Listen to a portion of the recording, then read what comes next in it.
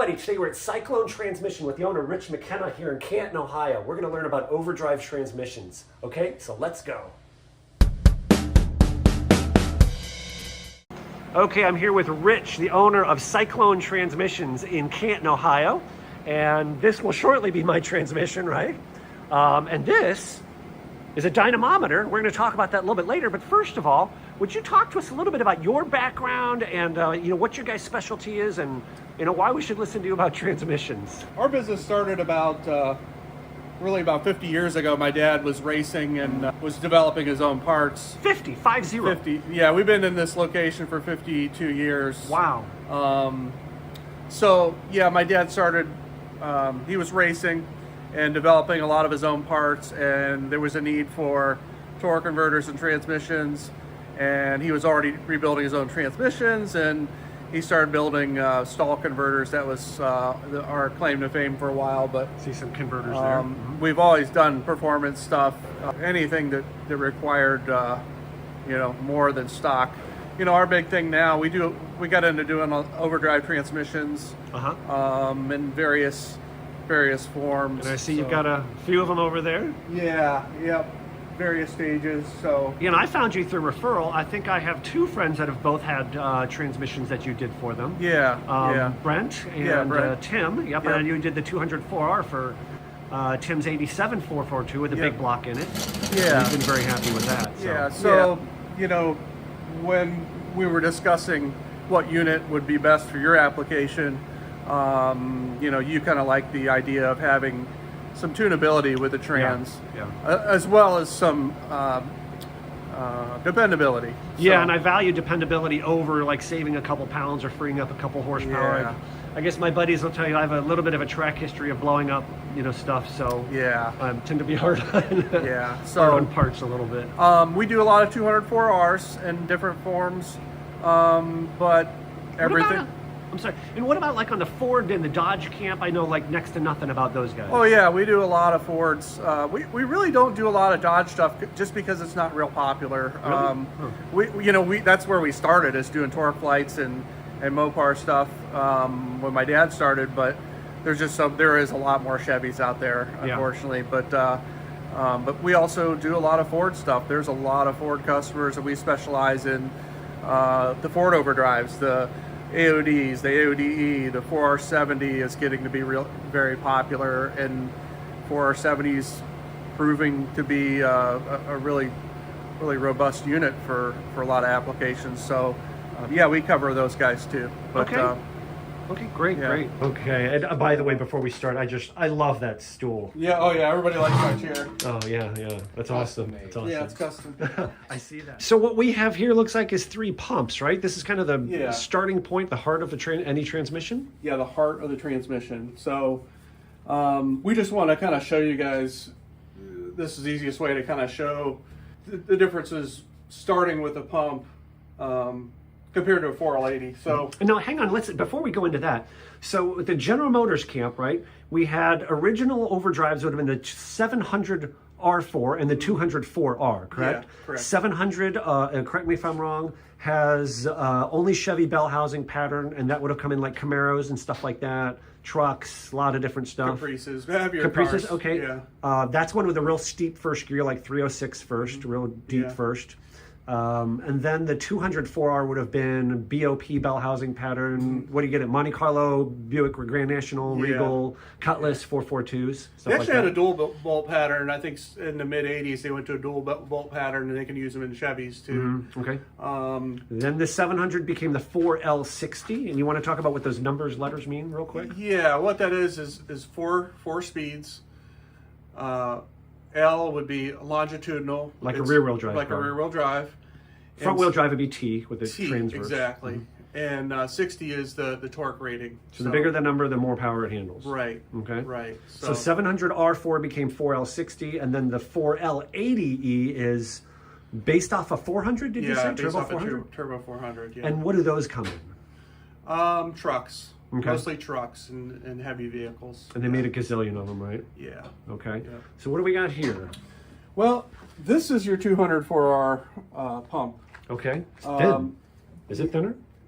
Yeah, it's a little bit different concept as far as the way it. Yeah, it's definitely thinner. It's just the way it's packaged, but it does the same thing. A lot of the parts are interchangeable with the 700 R4 pump. Okay. But the big thing to notice here is the input shaft size. Okay. And this would have taken a 27 spline input shaft, as well as the early 700 R4.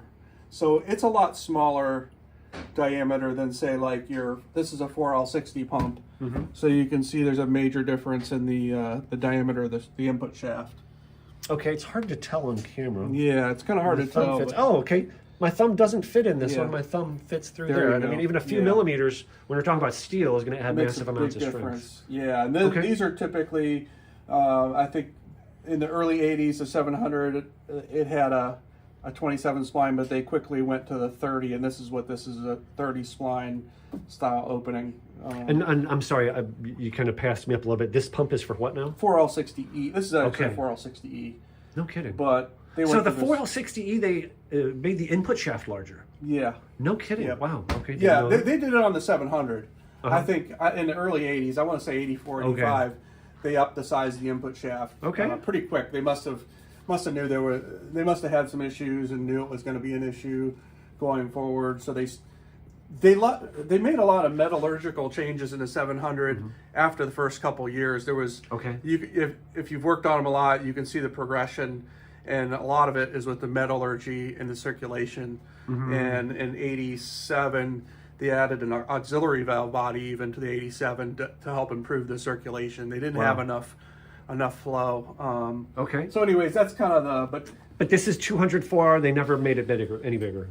No. Okay, no, got it. It stayed the way it was. And then this is your 4L80. Okay. And you could see the input shaft size in this thing is just humongous compared to everything else, as well as the pump. I mean, you got a cast iron cover, cast iron rear pump half, and a gearator pump. This has a gearator pump in it as opposed to... Can you show that? Yeah, yep. I think I know what you're talking about, but... Yeah. Okay. So it pumps fluid through these gears. The gears spin and it's pumping fluid. These other units are vane pumps. Yeah, and I remember learning about those vane pumps, so this looks pretty indestructible. Yeah, it's very tough. I mean, anything can be broken, but just the pure size of everything in there kind of tells you... it's going to be stronger than an aluminum piece like this. And you want to compare it to the vane? Let's see. I don't think... Because aren't these things famous for breaking the iron pump rings and you replace them with steel or something like that? Yeah, the pump rings can break. This is your vane style pump. And as you can see, there's a lot more moving components. A lot of things that can go wrong with this. So, it's... And those are the rings, right? I remember learning about that with my other transmission. These, when they break, these little vanes can just slide in, right? Which means you lose There's pressure. all kinds of things. Yeah, there's a lot of things that can happen in here that's bad. One of the big things we see is over 6,200 or anything over 6,000 RPMs. This rotor has a tendency. It's cast iron and it can break. So this? Yeah. No kidding. Yeah, over 6,000, we automatically put a billet rotor in it because they're cast iron, and that's just something we see. It is kind of a cool design, though. Now, if it's I remember, very cool. That's a pivot point. Yeah. That spring there, I'm not sure what actuates it, but when this is back, these are more centered on each other, and you have less pump flow, right? Right. Because they're less offset. When this is where it is right now, you have maximum. So in other words, you can vary the pump output, which means you're also saving horsepower. Isn't that the reason for that? It's for gas mileage because you're saving horsepower, and it ultimately is going to give you better fuel consumption versus this, which the displacement it's only RPM dependent. But we're using such a large engine with that, and we're more about longevity in trucks and stuff. And I mean, look at the number of parts in that. Yeah. Versus the number of parts in that. Yeah. So that's really cool, though. And this stuff all has to work just right, and there's a lot to it. But not that there isn't with this, but it's a lot more delicate. But we make these work pretty well, though. I mean, we can get a lot out of them. So and then even though this one doesn't have the guts, 200 4R pump is similar, right? These guts go right in there. Oh, really? No Oh kidding. yeah, I could take these guts out and put them right in there. It's exactly the same. So, Wow, I didn't know that. Yeah. Okay. Yeah. So this is just an old one that we pulled off the shelf. Mm-hmm.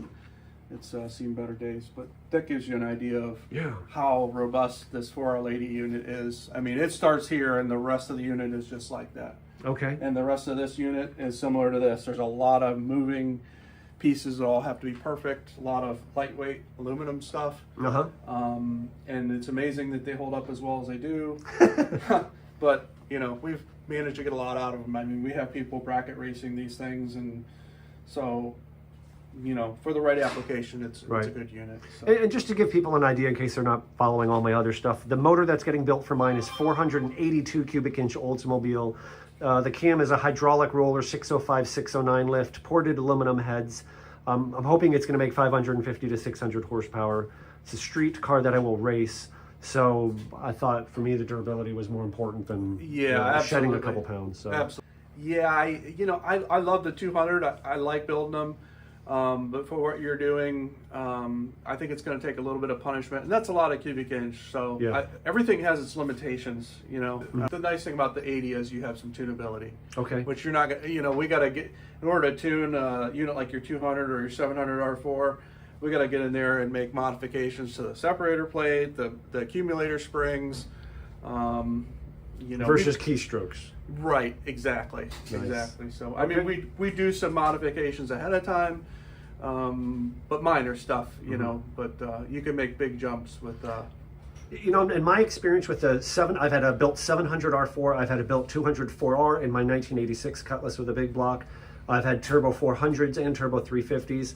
It just seemed like it was harder to get this 200 4R and 700 R4 to where it would shift hard on full throttle, but not so hard on part throttle. It seemed like the turbo 400, you could get them to where they shifted like a grandma around town at light throttle and then bark the tires at full throttle. It just seemed really difficult to get that on the overdrives. There's a lot going on in the overdrive, and it's taken us years to get the overdrive, the 700, where we like it. We have what we call a middle. We give people two options. You get the middle of the road, which is not too hard, not too soft, but and 99% of our customers are happy with that. Okay. You know, the customer wants to go out and race the 700 R4. That's a tough customer. They got to be willing to give something up, because you're never going to get everything with it, you know. Okay. So you give away, you know, low end comfort or it's almost like shifting the whole shift firmness up versus you can't get the best of both worlds with this. It's tough. 700, 200. Okay. Yeah. By the way, as far as the physical size of the 4L80E compared to a short shaft turbo 400 and a 200 4R, I measured the overall length from the front of the bell housing to the end of the tail shaft housing, 4L80E 31 and 13/16 inches, turbo 400 short shaft 28 and 3/4 inches, 200 4R 27 and 7/8 inches. So it's really not that much longer. The weight is pretty heavy though. 4L80E 185 pounds. That's dry with no torque converter. 136 pounds for my turbo 400 short shaft, and 114 pounds for a 200 4R. Again, all those are dry, no fluid, no torque converter. Where the physical size becomes more of a problem, as you can see, it's not that it's that much longer per se, but it's that it is a lot larger in diameter through all the way back. The other main problem is that the transmission cooler lines are not up front near the bell housing. The rear cooler line is at the back of the transmission where the tunnel is going to get really tight. So the 4L80E, what will it hold up to without replacing hard parts? Like how much power can you hook this up to the way you're building it for me? Most people say around 800 horsepower. Yeah. Wow. Yeah. Wow, no kidding. Yeah. And then what happens after that? Then you want to start.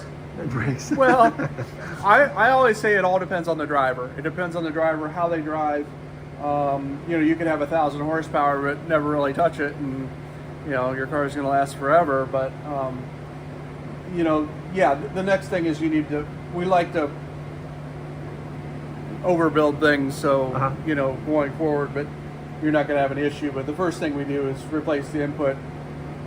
The input hub assembly is a big area we like to replace With an aftermarket unit? with the aftermarket. Oh, really? And, Okay. Yeah, going over and above the 800. So that's one of the things. But with our units, people ask, what do we replace?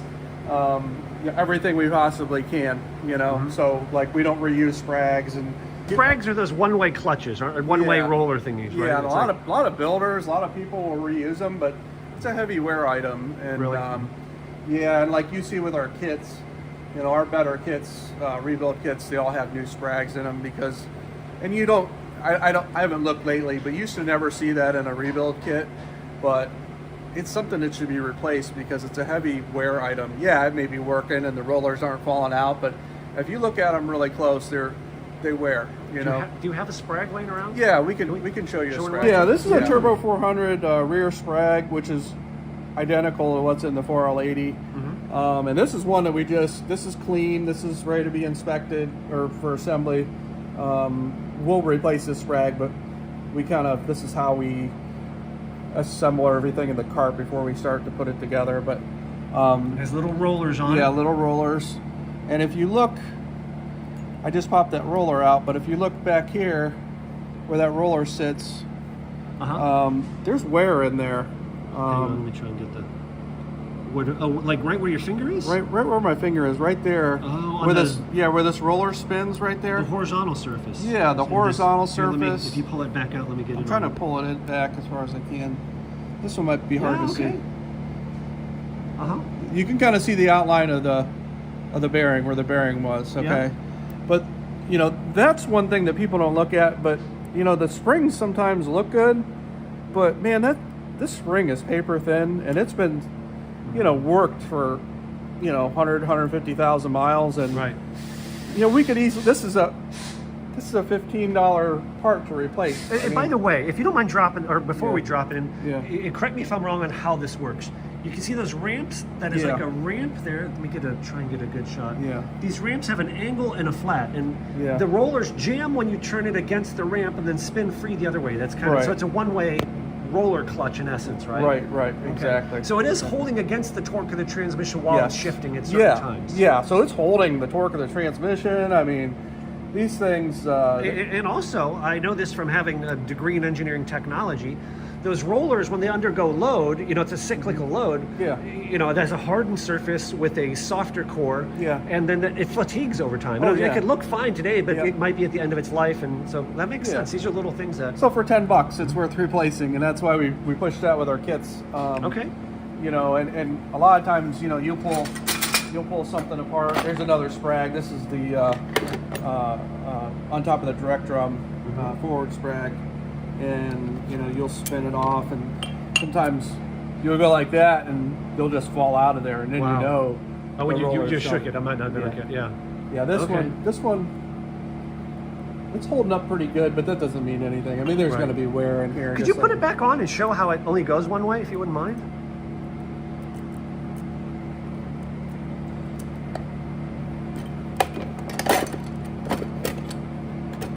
Yeah, it goes clockwise and then it locks counterclockwise. And you can't turn it. Yeah, that's kind of cool. It just, I mean, it's turning the whole thing, but okay. And That's this kinda is cool. this is a roller and spring style clutch. There's dog clutches, which is what this is not a 34 element. This is one we got in that just this is like a standard Sprag for a low horsepower vehicle out of a 400. But most likely this will be changed out for a 34 element, which is a different drum. But Awesome. That's really cool. anyway, Yeah, that's, I like that's just seeing that one of stuff. the things that we look at real close.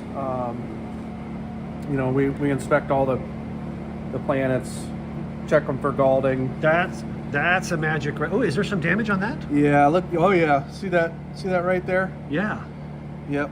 This has some damage. So Wow. the kneeling is starting to come off, and that's kind of rare for 400. But we just happen to grab this. So when we see that, then we got to start looking at everything.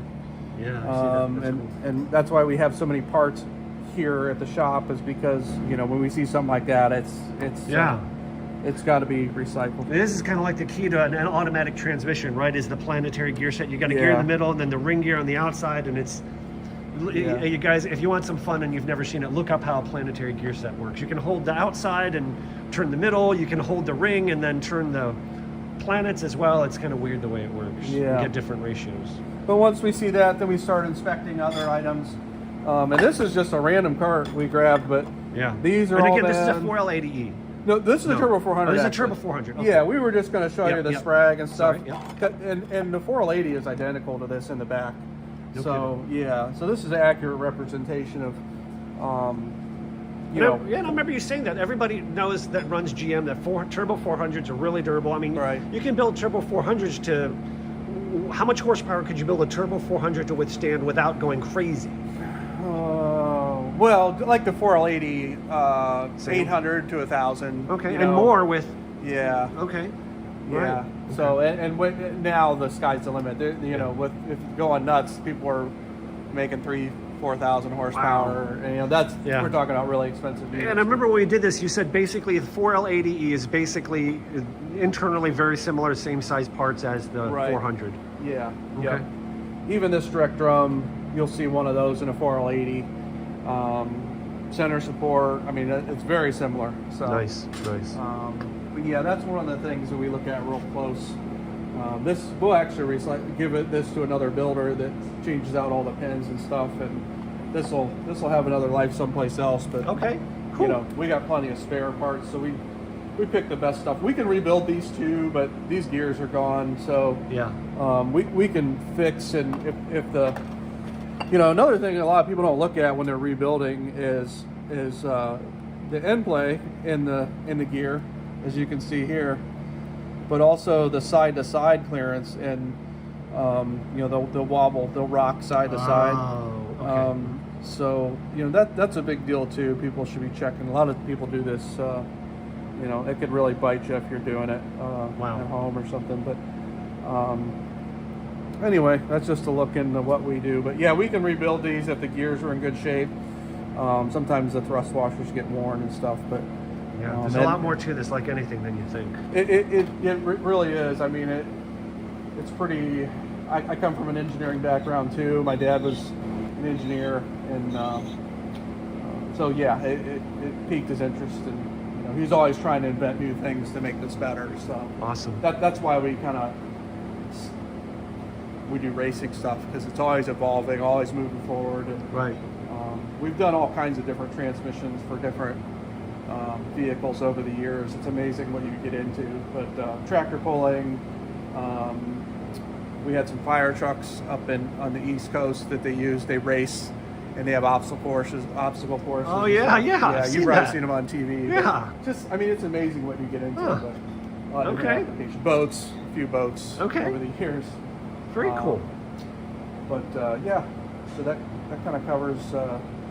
Yeah, we don't get away with anything here, so we replace everything we possibly can. Yep. So, Yep. Awesome. on the bottom end, and then strengthening items, where we can. Oh, what do we got here? I see a key, and Yeah. this is what, a 4-cylinder engine here? It's a Ford 4-cylinder. Wow. Okay. Pinto style engine. Ford Pinto style. Okay. Yeah. So. Okay. Yeah, this is actually was manufactured, I think, in the 70s. It works perfect for us, though. Okay. And of course, you don't need a 600 horsepower engine to dyno No, a trip, no, because what you wanted to say what you're looking for on the Yeah, dyno? we're looking for function. We're not looking for, this isn't a destructive test. So, want to make sure we're not checking horsepower. We're checking for function, making sure it's a hydraulic system. We're making sure the hydraulic system is working properly. And you can find out a lot of that, right? Because Right. so there's some things in the transmission, one clutch has to release when another one applies, and if they're doing it at the wrong time, you get Yeah. like a gap or a Yeah. drag down, right? So- Yeah, so we have line pressure here. We have input and output speeds. I don't know if they're working wow. today, but we can usually see slip percentage. So hold on, input would be the RPM of the input shaft, and output yeah, would be the RPM engine. of the tail shaft? Engine RPM, yeah. So if a clutch isn't holding, you can see... Yeah, we're having slippage. Oh, and what are yeah. the bottom two? These are vacuum. Yeah, we never use these. They're for vacuum. But this is one we watch very closely, and this is an advantage we have over a lot of people. And I've come to find out that it tells us a lot. And what this is cooler flow. Cooler flow, yeah, from the lines going out to the cooler and back into the trans. We could have great line pressure and terrible cooler pressure, and then we know we have a pump issue. So say that. Whoa. Say that one more time. You could have. Say it again. Great line pressure, which is what everybody talks about is line pressure. And we could have great line pressure and bad cooler flow. And that's flow, not pressure. Flow. No, it's pressure. Yeah, pressure. Okay. Pressure flow. Okay. Pressure's correlated to flow. Yeah. So in other words, if there's a difference between the two, then the flow is not, the pressure is not getting from A to B. Is that kind of the idea? No. The cooler is just separate from the line is like the main line pressure. I guess the cooler is the residual pressure after everything else has been supplied. You know, we're taking fluid out to the cooler to be cooled off, and then it gets circulated back in and dumped into the pan. So Leakage. Oh, leakage. Too much clearance in the pump, or a regulator not working properly. And then based on experience, based on how other models work, you know what it should and shouldn't be. Got it. That's awesome. Yeah, it tells us so much, and you hear a lot of people talking about line, but cooler to me is just as important. So this case is pretty, by the way. This isn't the standard color, right? You paint that, right? Yeah. We actually put a coating on these, and and I know I got to choose that. You can do orange, purple, green, whatever you want, right? Yeah, powder coat. I mean, that's just our signature thing, so we know it's beautiful. We know it's ours, and we try to make them look as nice as possible. So we have our own process of stripping the case. Oh wow, really? And that also, we completely strip this case down of any grime or residue or dirt or anything, and that allows us to check for cracks, hairline cracks, or stress cracks that you wouldn't normally see. Makes sense. So we look at that real close because they don't come out of running cars. I mean, we get them in boxes or whatever. So. And this is a load cell back here. Yeah, that's water brake or. No, it's a 250 pound drum back here. With an aircraft brake on it. Oh wow, really? Like pads, like a. No way. Yeah. Okay. So, it's amazing how well it simulates driving conditions. Like we can check governors and on 350s and 400s and calibrate governors, and I usually can get very close to what the customer's after. Beautiful. Okay. Cool. Yeah. And what should may have to overdub this next part, but you're going to start it up and. Anything we should know, or will it be self-explanatory? Pretty much self-explanatory, yeah. If you yell over it, I can always overdub it. Okay, sounds good. So we're just going to run through the gears like we normally do. We're listening, when we're running through the gears. We're listening, we're feeling, we're watching our gauges. And the longer you do this job, the more you get used to how it should feel and what you're expecting. We could hear a very minute gear noise, or we're listening for things like that, because there's times when we could get a gear noise that we check everything as well as we can, but sometimes things come up. So that's why we have this piece of equipment, though. And which transmissions do you dyno? Every transmission that leaves. No matter what it is. Wow. Nothing leaves the door without going across this machine, because we're humans, and there's a lot of parts in here, so there's no reason to. I've heard crazy stories from people about going to a racetrack, and they show up, they travel thousands of miles to get to a racetrack, and they got no reverse or something, and right. One friend of mine, he went like 5 rounds with no reverse, and it's amazing. But that's something that would have been caught had it been run on something like that. It wasn't our unit, but so there's no reason to not run. It takes us about 5-10 minutes to hook up a trans. Oh wow! So there's no reason to not run it. And it's just extra peace of mind, for the customer too. So we're gonna run through real quick. Okay. We'll start off in park. I mean, you definitely want to check park, because we want to make sure it's locking in. And then we'll go from reverse down through the gears. And again, checking cooler flow and like that. Okay.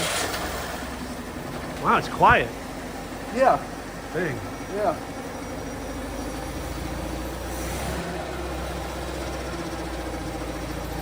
and it's building line. Oh, and you just shifted. I might have missed it, but you just reached down, shifted into a gear. Reverse, yeah, we're in reverse right now. Okay. And that's running between what? It's varying around 205 to 235 psi, something like that. Is Yeah. that normal to vary like that? Yeah. Okay. Now, depending on the oscillation of the needle, that can tell us some things too. If we have one that has a longer sweep, you know, that could tell us, like in some of the 700s and 4L60s, it could have a vane issue, or that slide could be hanging up or something. So the sweep of the needle definitely tells us. I mean, that's just all stuff we learned from experience. But Okay. And this is in reverse. I can see that output shaft spinning. yeah, And it's spinning, from my perspective, the output shaft is spinning clockwise. Isn't it? Yes. Okay. Yeah. Yeah. So as we increase RPM, it becomes a little bit more steady, the needle, but So that's about 1,000 RPM. yeah. Now, why is the output one not registering? We don't use it a lot because Okay. we go by everything else that we use, and Okay. you know, we've kind of followed it over the years. But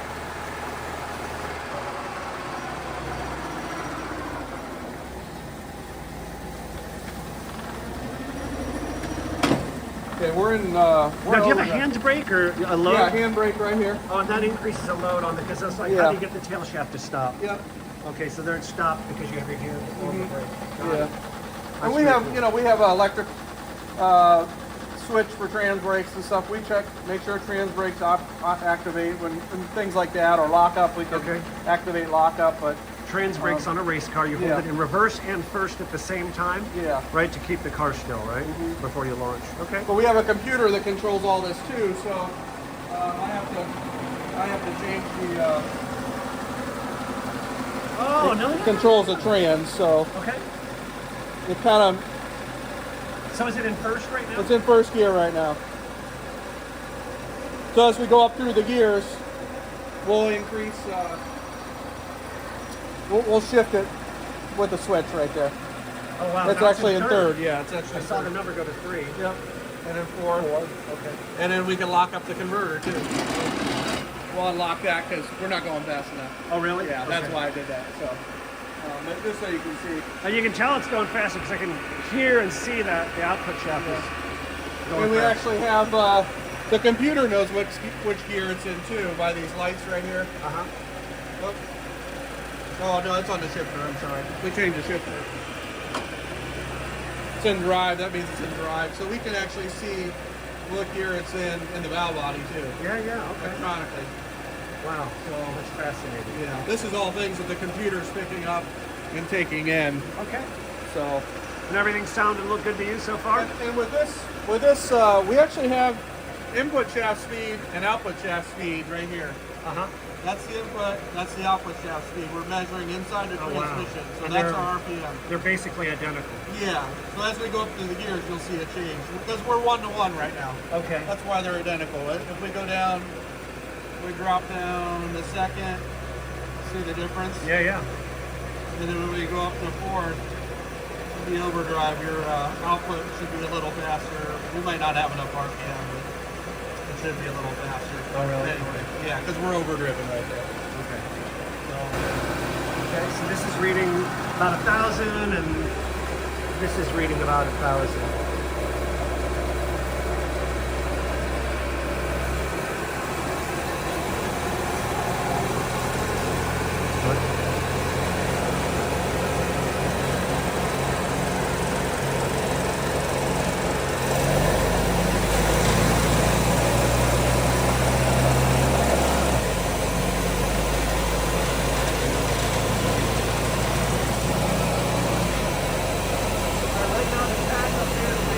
yeah, we're 25% more.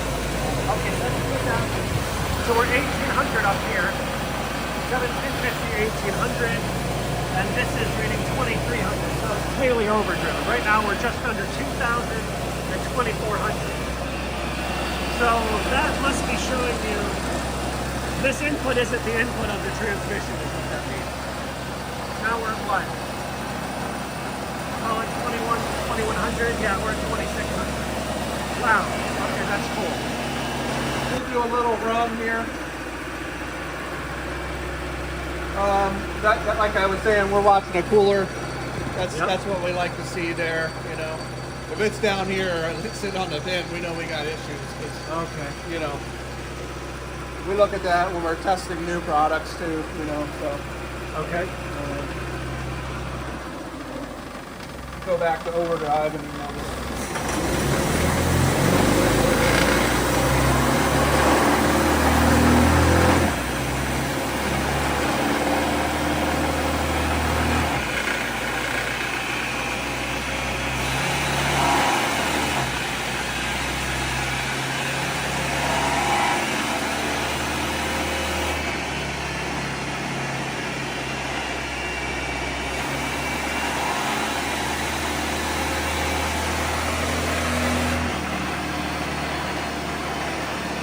I'll go through the lower gears. Okay.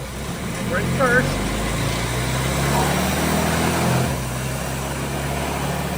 You can see the variation.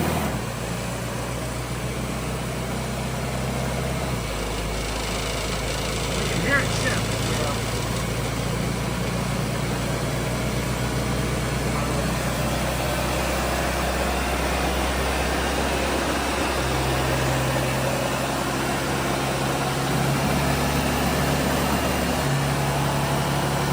That's converter lockup.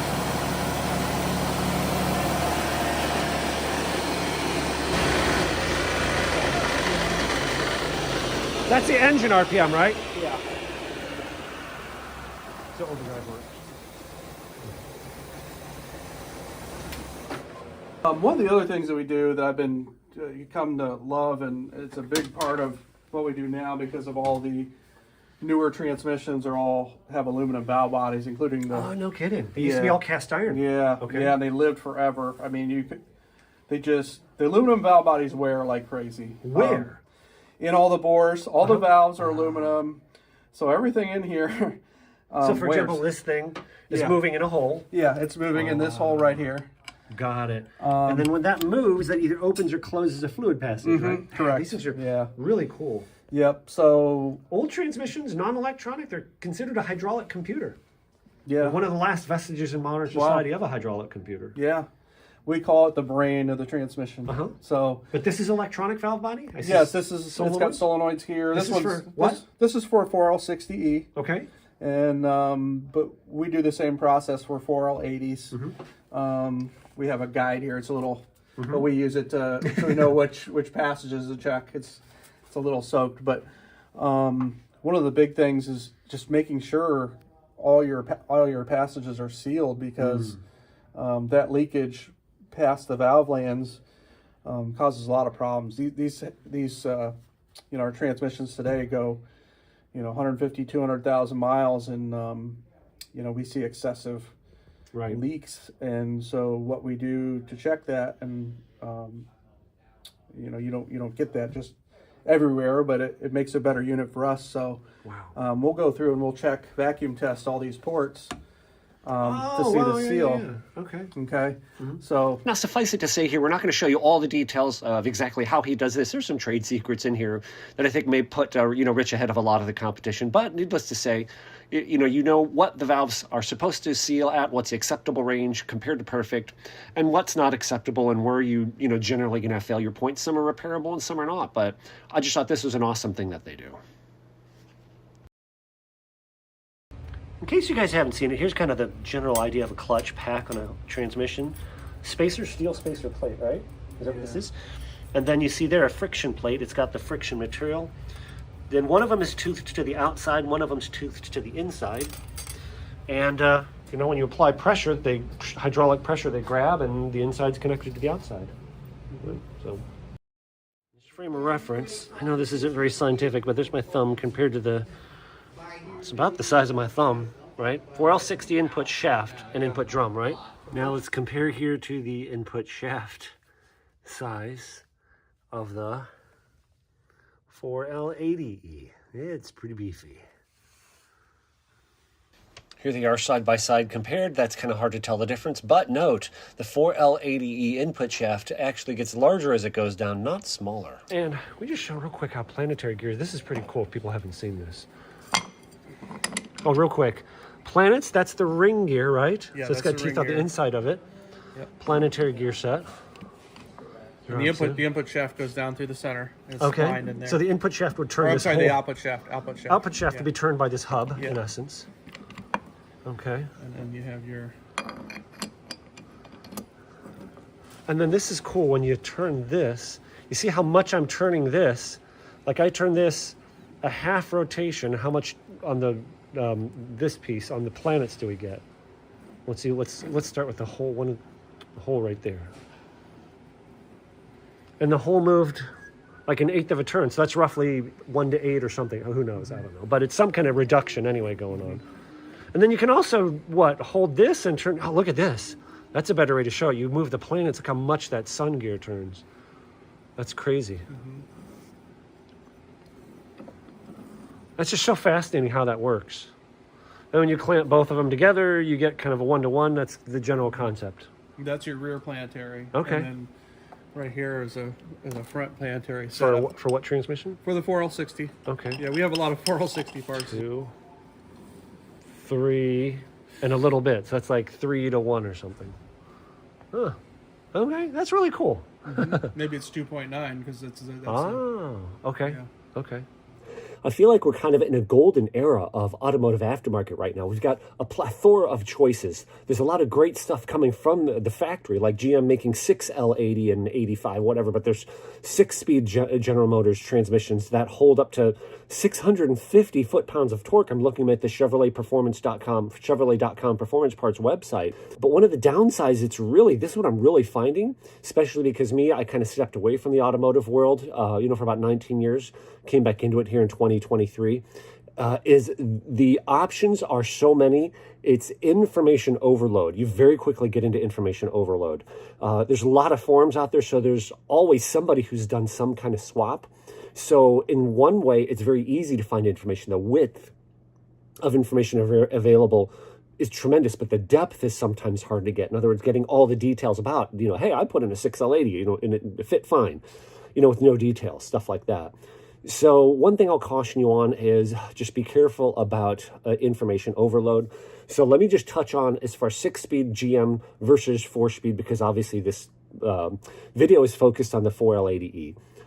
There's a couple valve body kits available that turn a 4L80E into a 6-speed transmission. Now, what it's really doing, my understanding, like what was the one company, PCS, made a valve body. It was just a valve body change and then stopped making it. I believe what it's really doing is you would have first gear, then you'd overdrive first gear, then turn off overdrive, you have second overdriven, something of that nature.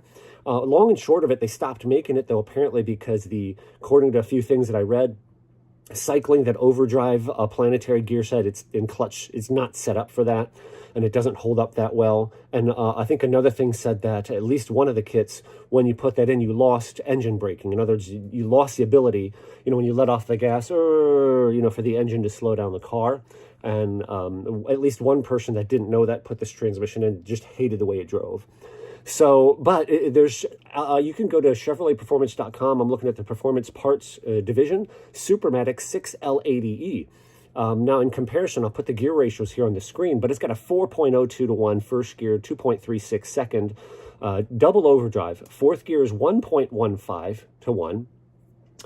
Fifth is 0.85, and sixth is 0.67. I really looked at this. My engine builder said, hey, what about, 6L? He had no, experience swapping them, but when I was talking to him, he suggested this. I shied away from it for a couple reasons. Main reason, number one, I believe you should have a mentor in anything you're doing. Smitty is Mark Smith, MNJ Proformance is my engine mentor. He's not a transmission expert, but he suggested a 6-speed. My transmission mentor is Rich McKenna of the transmission shop shown here in this video, Cyclone Transmission. He's not comfortable with the 6L transmissions as far as for performance use. So one reason I went with a 4L is because he said to go with a 4L80E. He's more comfortable with them. There's more aftermarket support with them. They're more plentiful. Well, I shouldn't say more plentiful, but the aftermarket support for them is way more. It's harder to find. You can get control units for the 6-speed transmissions. They're harder to find. But the consensus that I see is, number one, a 6L80E versus a 4L80E is heavier. As you saw earlier, the 4L80 is a pig of a transmission already. Number one, heavier. Number two, it is deeper. So from the center line of the transmission to the bottom of the pan, I've seen 3 different installations, and that pan, my pan is going to hang down far, but this one hangs down even farther. Oh, and the third main thing is the 6L80E, apples to apples, is not as strong as a 4L80E. And then as I'm looking at gear ratios with 4.02 to 1 first gear, I had 4 Cutlass had a 700 R4 transmission with a 3.06 first gear and 373 gears. First gear was over with really quick in that car. I feel like to make first gear a viable, like in other words, to not launch in second gear and effectively, you could either do that, gear it traditionally, launch in second, or to make first gear an effective use gear, I think you'd have to run like a 308 or numerically lower, like 308, 290, whatever gear. If you did that, basically what you're getting is an overdrive. So with a 308 gear, I think I calculated about 70 miles an hour would be like 1,820 RPM. So if I'm using my setup with 342 rear end, 26.65-inch tall tires, and a 0.75 overdrive on the 4L80E, with 342 gears and turbo 400 without lockup, it's going to be more like 3,100 RPM to go 70 miles an hour versus 2265 with a 4L80. That's going from total anxiety to a pleasure to drive. That's going from horrible gas mileage and wear on the engine to something very nice and reasonable. Now, if I went to the 308 gears with a 6L80E, now I'm doing like 1825 at 70 miles an hour.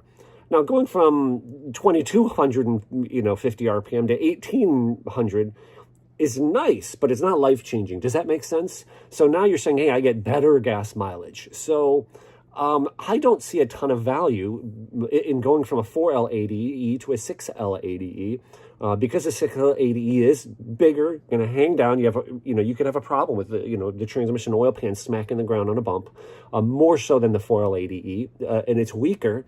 And I just think the cost versus benefit just isn't there. I think then you're talking about either using a stock one and just rolling the dice as far as if it's going to hold up. Chevrolet Performance's Supermatic 6L80E is about $5,500. Does come with a torque converter and a controller, but it's still pretty pricey. Summit has a 6L80E, no converter, no controller for like $4,671.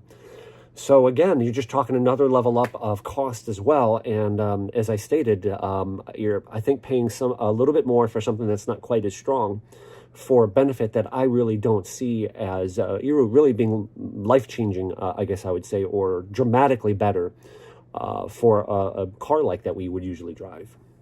All right, Rich, thank you so much. I learned a ton today about transmissions, and I appreciate your world even more than I did before. Yeah, good. If people want to get a hold of you, web, phone, how should they get a hold of you? Yeah, either way, we answer the phone. We're just a small company, so I love talking to people, and we can answer questions for you to the best of my ability. And website? Yeah, www.cyclonetransmission.com. Cyclonetransmission.com. Yep. Okay, and I'll put the information here on the screen too. Awesome. Thank you, everybody. God bless, and feel free to subscribe and click that like button if this brought you some value. I've got a playlist with a ton of other stuff in it as well. All right, thanks. God bless. Thank you. Stay tuned to the channel, guys. I will be releasing here probably late spring, early summer of 2024, a detailed video on installing a GM 4L80E transmission into a 1968 to 72A body.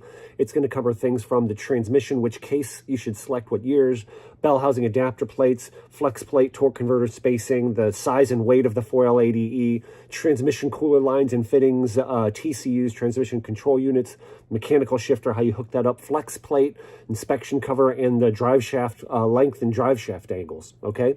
This I can edit. It started off as a normal chair from Summit, but it soon broke because I'm pretty big. So it's a Ford. Yeah, okay. Good thing to sit on. Oh, that's funny. It's got, hey, Fords are good for something. I don't know if we'll leave that in or not. Yeah. It makes sense.